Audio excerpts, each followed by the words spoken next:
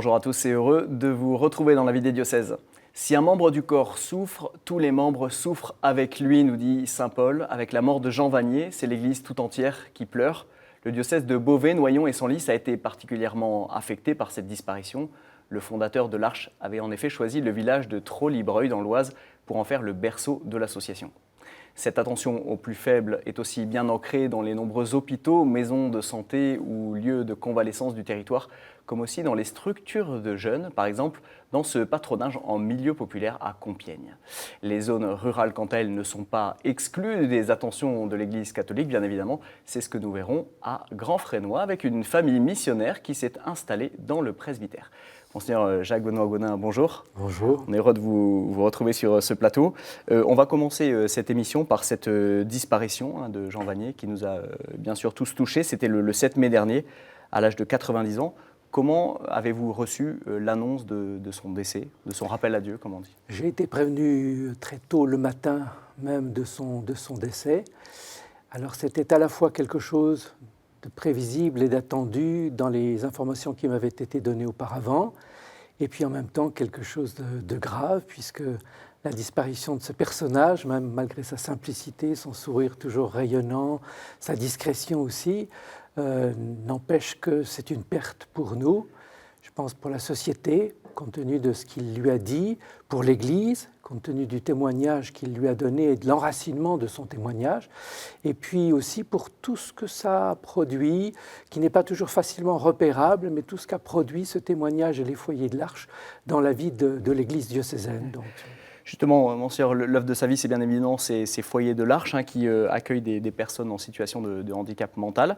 Depuis 1964 et la fondation de l'association, est-ce qu'il y a un lien particulier qui s'est créé avec l'Église diocésaine, avec les fidèles de l'Église locale ? Alors, il y a toujours eu un lien entre l'Arche de l'Oise et Jean Vanier, et puis l'évêque de Beauvais, depuis les origines, avec Monseigneur Desmazières, notamment en 65, quand Monseigneur Desmazières est arrivé, et les liens ne se sont pas distendus par la suite. Et moi-même, j'ai toujours eu des liens, et j'ai des liens avec l'Arche, avec les 5 communautés de l'Arche qui sont présentes dans l'Oise. Et pour les fidèles ? Et pour les fidèles, je pense que, même si c'est plus difficile à repérer, je pense que je le vois dans ces lieux où il y a une communauté de l'Arche toute proche, la participation, la présence et la participation des personnes de l'Arche dans les communautés chrétiennes, dans les assemblées dominicales ou autres, ne pose pas problème, je dirais. Au contraire, va de soi. Elle est accueillie, elle est vécue. Elle donne d'ailleurs une simplicité, une tonalité particulière à ces assemblées. Et puis plus largement, dans les différentes visites que j'ai pu faire, j'ai souvent vu des personnes que je voyais par ailleurs dans le diocèse et qui se sentaient concernées par la présence, la proximité, ce qui était possible de donner, mais aussi possible de recevoir d'une communauté de l'Arche. Donc je crois qu'il y a des liens, il y a un enrichissement réciproque qui a pu se produire et qui se produit encore. Ça a participé aussi au changement du regard. On sait que c'était le grand souhait de Jean Vanier, de permettre aux personnes touchées par un handicap mental d'avoir leur place normale dans la société. De fait, il s'agissait, on pouvait voir Jean Vanier dans l'attitude, dans le comportement qu'il avait avec les personnes et percevoir immédiatement ce que ça avait d'attirant, de simple, de juste. Et donc, on pouvait, même si tout ne va pas de soi, mais être désireux de l'imiter. Monseigneur, la communauté de l'Arche n'a malheureusement pas été épargnée par les abus. Il y a ce récent documentaire sur les religieux abusés qui a été diffusé en mars sur Arte, qui a remis des faits en lumière. Quel a été l'impact de ce documentaire pour l'Église locale ? Il a été grand par les échos que j'en ai eus, au point que j'ai voulu m'adresser aux prêtres, aux religieuses et religieux du diocèse, et que j'ai encouragé, autant qu'il était possible et jugé bon de le faire, que des groupes de parole puissent être montés, organisés. Et il s'en est organisé à Beauvais plusieurs, à Cuise-la-Motte et dans d'autres lieux. D'autres sont en perspective. Donc le retentissement a été manifestement très, très, très grand. Et en même temps, il a été l'occasion justement de se dire en quoi nous sommes concernés, comment sommes-nous concernés par rapport au passé, mais par rapport au présent et par rapport à l'avenir. Donc je pense que c'est à la fois cette émission, puisqu'elle me mettait en cause aussi, je la trouvais fondée sur des événements et des faits justes, mais tirant des conclusions hâtives, sinon fausses. Pour rappel, vous avez été remis en cause dans la gestion du cas de ces 2 victimes donc, qui sont interviewées dans le L'un des points qui a été évoqué, c'est une messe dite de réparation. On n'a jamais parlé de messe de réparation, et surtout pas pour faire taire les gens, mais de messe pour les victimes, en accord et selon des modalités déterminées avec les victimes. Puis ensuite, le traitement que j'ai donné à un prêtre du lieu, les conclusions qu'on en tire sont tout à fait fausses. Un évêque n'est pas un bourreau. Un évêque veut tenir la justice, et la justice, elle veut tenir à la fois la place, l'estime et la reconnaissance des victimes, et en même temps le respect que conserve toute personne, usque ad mortem, jusqu'à sa mort, quoi qu'on en dise. En tout cas, c'est la manière dont j'ai vu penser mon rôle et dont j'ai essayé de le tenir, de le remplir. Alors tout cela n'enlève bien évidemment en rien l'importance de ces missions des communautés de l'Arche. Et cette attention aux plus faibles est aussi bien ancrée dans les quelques 23 hôpitaux, maisons de santé ou lieux de convalescence de ce département de l'Oise. Une dizaine d'aumôniers se mettent à disposition des patients pour écouter, discuter ou prier. Nous avons suivi dans sa mission une laïque, Marie Robin, qui est aumônier à l'hôpital de Compiègne. C'est un reportage d'Emmanuel Favreau. Marie Robin est aumônier salariée de l'hôpital de Compiègne. Sa mission, confiée par l'évêque, est d'aller chaque jour rendre visite aux malades. Au moment de monter vers les chambres, elle préfère passer par l'escalier afin d'avoir le temps de se préparer à la rencontre. Je m'apprête à rencontrer des personnes et je suis concentrée. C'est chaque fois différent. C'est une aventure. Bonjour mesdames. Alors vous avez eu la visite hier? Un temps de rencontre et d'écoute où l'aumônier en arrive généralement à parler de la foi. Je préfère poser la question une fois de trop que de manquer l'occasion. Ça se passe dans l'écoute de la personne et donc il y a des moments où on sent que oui, on peut aborder la question et puis d'autres moments où on ne l'aborde pas ou en tout cas pas à la première visite. Si je ne leur en parle pas, qui leur en parlera peut-être? C'est ça. Comment vous sentez-vous aujourd'hui? Oui, je me sentais mieux, mais je suis encore fatiguée. Oui. Oui, j'ai mal au dos, j'ai du mal à marcher. Oui, vous êtes impatient de pouvoir travailler pour aller mieux. Oui, parce que ici, m'asseoir, dormir. Voulez-vous que nous nous confions à la Sainte Vierge? Oui. Au nom du Père et du Fils et du Saint-Esprit. Amen. Je vous salue Marie, pleine de grâce, le Seigneur est avec vous. Un service partagé avec de nombreux bénévoles qui rejoignent l'aumônerie pour venir passer gratuitement du temps auprès des malades. Mais ce qui est vraiment important, c'est cette histoire de je ne suis pas seule. Je ne fais rien toute seule et c'est pas seulement parce qu'il y a trop de monde à voir, c'est parce que les gens ne m'appartiennent pas et qu'en équipe, on se complète, il y en a qui vont être plus capables d'aller voir telle personne, le courant passe. Parfois, l'annonce de la foi n'est pas entendue, mais Marie Robin garde confiance. Je l'ai déjà dit, mais vous aurez peut-être une extraordinaire surprise en arrivant là-haut. Et vous vous direz, tiens, elle avait raison. Et finalement, il y a des gens qui ne savent pas, mais il n'était pas contre une belle rencontre, une rencontre surprenante. Vous allez rencontrer le Seigneur. Alors, Monseigneur, ils sont tous comme ça, vos aumôniers? Elle n'hésite pas à parler de Jésus. Je crois que ça fait partie de la mission. Alors avec à propos, discernement, mais aussi avec attention, vigilance, que c'est une des dimensions qui, à ce moment d'une existence, lorsqu'on est malade, lorsqu'on est fragilisé, hors de chez soi, où les relations sont bousculées, eh bien, rappeler qu'il y a quelqu'un qui nous accompagne, qu'on peut aimer habituellement, ou qu'on peut ne plus pratiquer, entre guillemets, ne plus rencontrer, ça demeure important. D'ailleurs, on l'entend qui dit « je préfère demander une fois trop que de manquer une occasion ». Donc c'est à ce moment déterminant de la vie, comme vous le dites, cette 11e heure dont on parle la Bible. La fragilité, l'assurance qu'on peut avoir habituellement, tout ça est battu en brèche.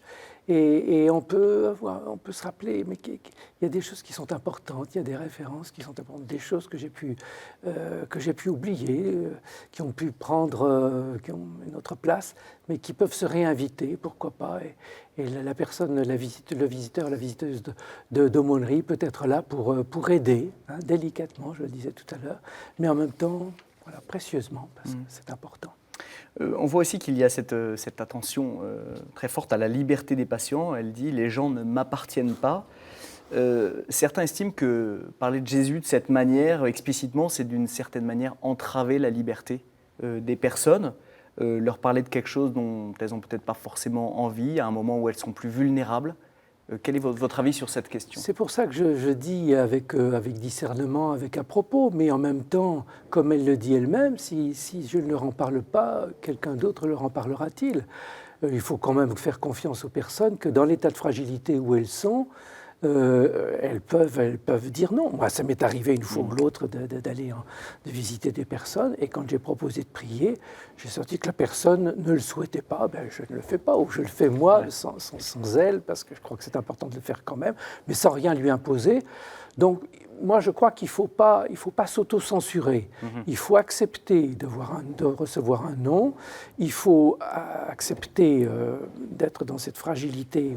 Mais il faut aussi se dire qu'on est peut-être bien un instrument de la providence pour rencontrer ces personnes et rappeler que Dieu aime chacune et chacun de nous, et notamment dans ces périodes où on est plus fragile, où nos relations sont bouleversées par une maladie, par une opération, etc. C'est une grosse responsabilité qui pèse sur les épaules de ces aumôniers, à ce moment-là de la vie précisément. Assurément, parce que précisément elles doivent trouver l'attitude qui n'est pas feinte, qui n'est pas hypocrite, mais l'attitude juste à l'égard des malades. Elles doivent également avoir une attitude juste dans un hôpital où elles sont accueillies, ces personnes, les visiteurs, visiteuses sont accueillis aussi, elles ne sont pas chez elles sont dans un hôpital, avec des personnes compétentes, des médecins, etc. Donc il faut avoir cet ajustement des relations qui n'est pas forcément quelque chose de simple, mais qui est important. C'est quoi justement cette juste place ? Comment vous la définiriez, la juste place de l'aumônier dans ces lieux de souffrance, mais aussi de grâce? C'est être lui-même un témoin de la foi auprès des personnes, des personnes fragilisées par la maladie, parce que le Seigneur n'est pas loin de ces personnes-là, il en est tout proche, on le voit dans les Écritures. Alors être le signe visible de cette proximité actuelle du Seigneur à l'égard des personnes fragiles, c'est bien. Alors après, certains réagissent plus ou moins bien, mais ne nous laissons pas encombrer. Les personnes sont aussi libres de dire non, de dire faites attention. Il y a des chartes dans les hôpitaux qui veulent décourager le prosélytisme, et c'est bien. Et en même temps, on reconnaît que dans la prise en charge globale du patient, il y a cette dimension humaine, bienveillante et spirituelle qui peut être honorée. C'est bien de pouvoir le faire. Et nous sommes heureux de le faire. Et je remercie encore celles et ceux qui le font dans le diocèse et hors du diocèse d'oser ces rencontres, ce service, ce témoignage, ces invitations. C'est bien. Monseigneur, on parle de ces malades. Il y en a une qui a retrouvé toute sa santé physique. C'est bien sûr sœur Bernadette Morio, la 70e miraculée de Lourdes. Elle a été guérie en 2008 de manière inexpliquée. Le miracle a été reconnu par l'Église il y a un peu plus d'1 an. C'est une religieuse qui habite dans l'Oise. Elle a souffert pendant 40 ans d'une maladie très invalidante. Qu'est-ce que finalement cette maladie, mais aussi sa guérison, peuvent dire aux personnes qui souffrent comme elle? Et, me semble-t-il, il peut dire plusieurs choses. D'abord, Dieu n'est pas loin des personnes qui souffrent. Et Dieu est toujours du côté du sens, et du sens qui va dans le sens de la vie. C'est cette guérison qui le dit. même si sœur Bernadette elle-même dit, mais moi j'ai pas demandé à prier, enfin j'ai pas prié pour moi, et c'est moi qui me retrouve, et je ne sais pas expliquer pourquoi, mais j'en suis bénéficiaire, donc maintenant je suis témoin de quelque chose que Dieu m'a donné, je dirais à mon corps défendant, on pourrait presque dire, hein. Mais le Seigneur me l'a donné, et donc eh ben, je suis signe que Dieu n'est pas loin des personnes qui souffrent, et signe aussi que il est possible de vivre des choses difficiles, non pas sans Dieu, mais avec lui. Dans chaque cas, il n'y aura pas forcément une guérison, mais il pourra y avoir, je pense, pour beaucoup, c'est ce qu'on voit à Lourdes en tout cas, s'il n'y a pas de guérison physique reconnue et définie comme un miracle, il y a ces consolations, ces apaisements, ces liens renouvelés qui sont des signes de la proximité, de la présence de Dieu. Et ça, je crois que la guérison de sœur Bernadette, elle suggère ça. En tout cas, son témoignage est aussi un témoignage d'espérance et d'évangélisation. Elle se donne à cœur joie. Enfin, à cœur joie, elle ne compte pas sa fatigue pour répondre aux invitations. C'est beau. Alors justement, le diocèse aussi engagé dans une dynamique de conversion pastorale et missionnaire voit de nouveaux lieux d'évangélisation se créer. Certaines familles décident ainsi de donner quelques années de leur vie pour témoigner de leur vie de famille chrétienne en paroisse et à demeure. C'est le choix qu'ont fait Bruno et Alexandra Abar, qui habitent depuis la rentrée le presbytère de Grand Frénois en zone rurale. On écoute leur témoignage. Il y a 6 ans, quand nous sommes arrivés, on nous a demandé donc d'habiter ce presbytère comme une mission d'accompagnement du prêtre qui n'est pas sur le lieu, dans les différentes missions qui sont proposées par la paroisse. La difficulté majeure, il me semble, pour le monde rural, c'est d'être un peu isolé, éclaté. Et ça touche aussi la paroisse. Notamment cette année, nous avons un curé pour une vingtaine de clochers.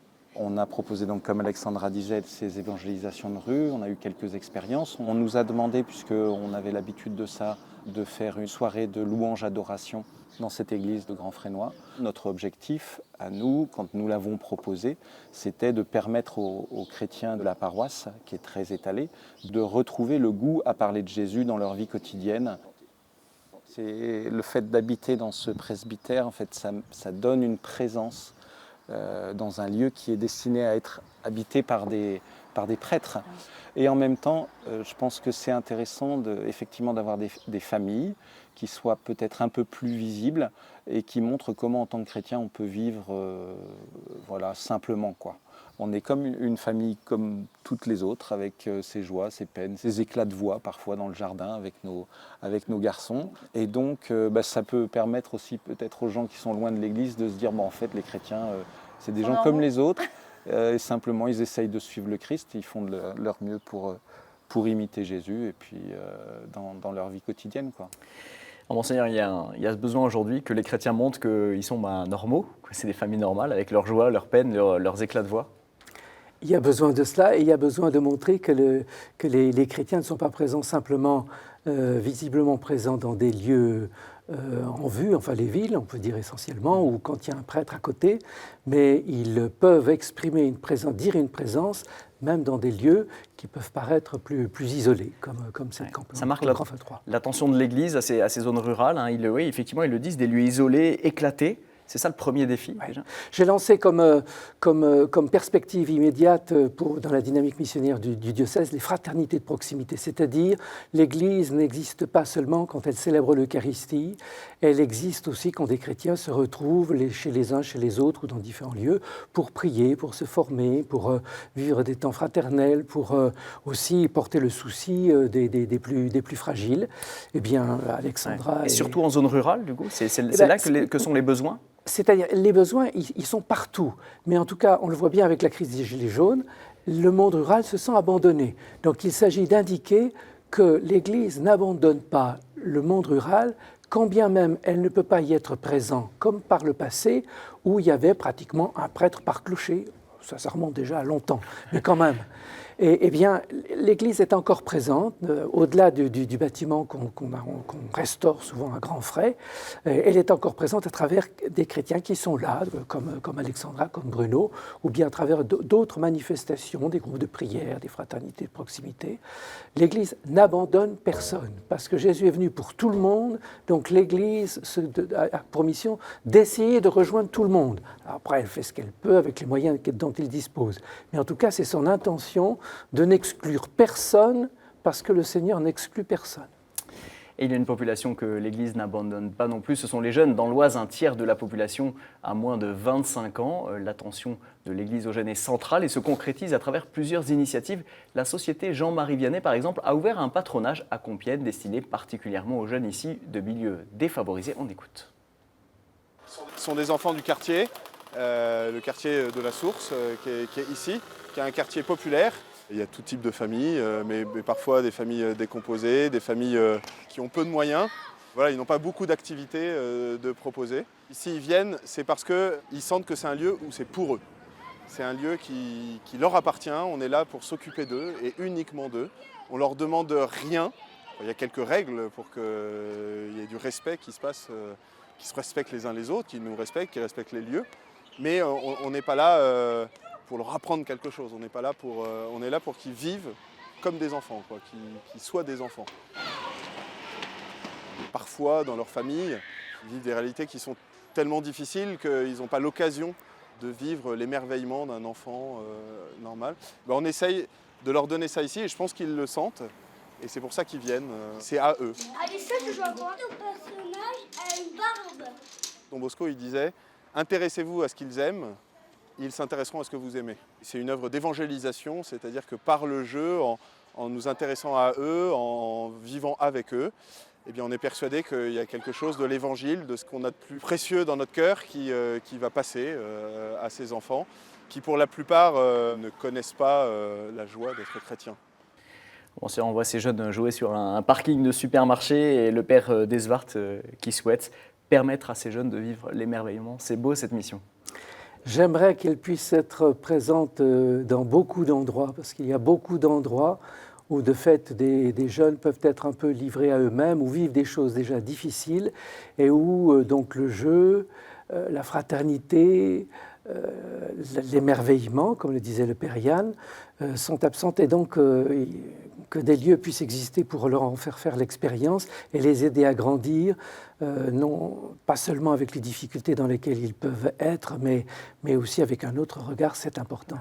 C'est révélateur de certaines difficultés sociales qui peuvent exister dans l'Oise? Certainement, dans l'Oise, il y a bien des lieux, dans les villes du département, où la vie sociale y est difficile.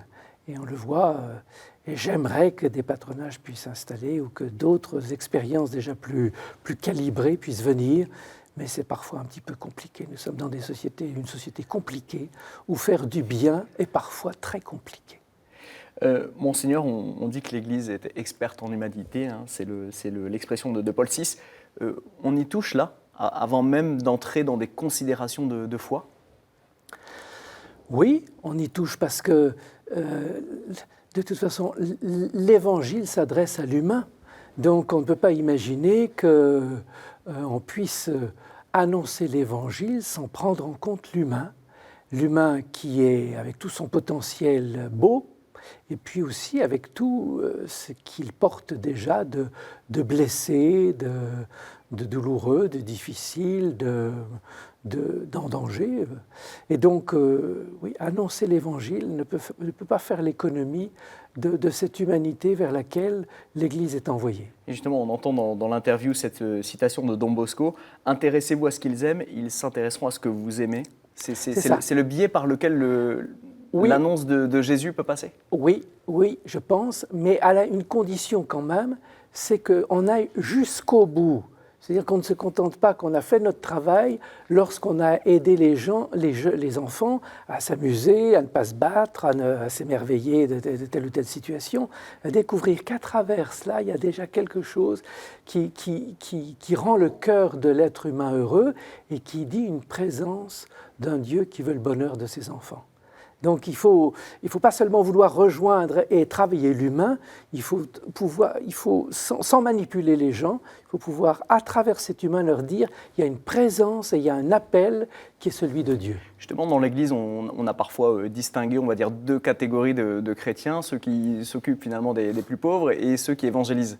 Là, finalement, à travers ça, on a un exemple assez concret où ces deux pôles se rejoignent. Oui, exactement. Mais ça, c'est la grande expérience de Don Bosco et de beaucoup d'éducateurs chrétiens aujourd'hui, qu'il faut pouvoir s'adresser à des... On pourrait dire, on n'attrape pas les mouches avec du vinaigre, eh bien, on n'attrape pas l'humain sans quelque part rejoindre ce qui attire l'humain, ce qui épanouit l'humain, ce qui fait grandir, ce qui développe l'humain. Eh bien, le travail d'évangélisation passe par cette attention à l'humain et ce désir de travailler l'humain comme lieu dans lequel Dieu vient nous visiter et vient nous transformer. Merci Monseigneur, ce sera le mot de la fin. Et merci à tous de nous avoir suivis aujourd'hui dans cette émission. Les actualités du diocèse de Beauvais, Noyon et Senlis sont à retrouver sur son site internet www.oise.catholique.fr. Vous retrouverez cette émission sur le site de KTO également, www.ktotv.com, à partager largement autour de vous et sur les réseaux sociaux. À la semaine prochaine, au revoir.